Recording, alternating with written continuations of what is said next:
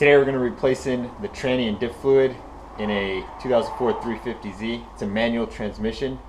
First thing you want to do is get the car lifted in the air. What I also did, read on the tips and saw some other videos on this. Drive the car just a little bit to get the tranny and diff fluid a little warm. It'll make it come out easier and less sludgy. It's a little warm. You don't need to get the car up to operating temperature or anything and get it super hot. Just a little warm will do it. And let's get to it. So when you're down here looking at the transmission on the front side, the fill bolt is on the passenger side right here, and that way's the front of the car. And another tip I heard was undo this bolt first, because if you undo the fill bolt or the drain bolt first and you can't get this fill bolt in and you have no fluid, it's not safe to drive. Obviously with no fluid you might have to get it towed somewhere if you can't fix it yourself. We're going to do the same thing with the rear diff. We're going to undo the fill bolt first before we drain out all the fluid in the drain bolt, which is right here. Alright, we cracked the drain bolt loose. Had to use a 1/2-inch breaker bar to get this thing loose, but we got it.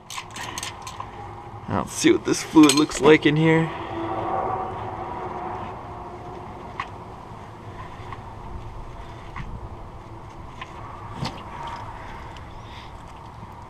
That doesn't look too bad.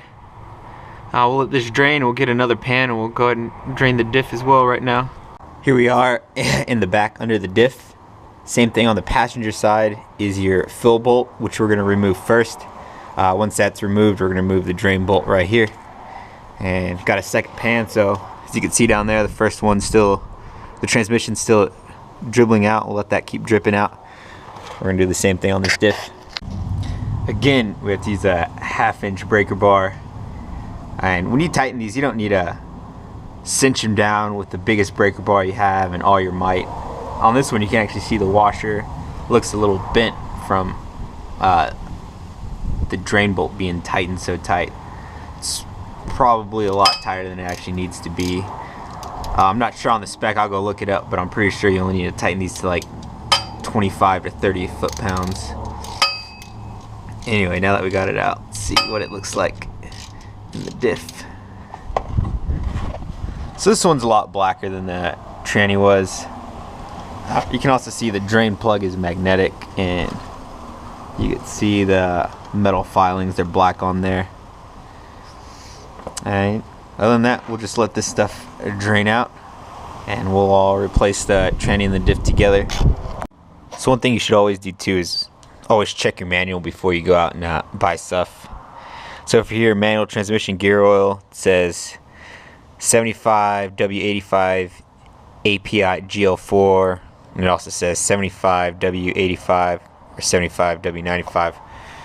This MT85 stuff had some pretty good reviews online. GL4, just like it said, and we bought a few of those.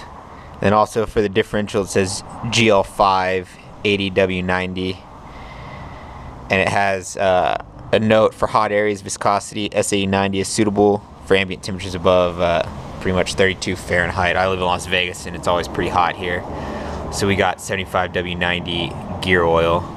Both these are fully synthetic as well, and they had a lot of good reviews online. As always, do your own research online and check your manual and just decide what you want to go with for fluids.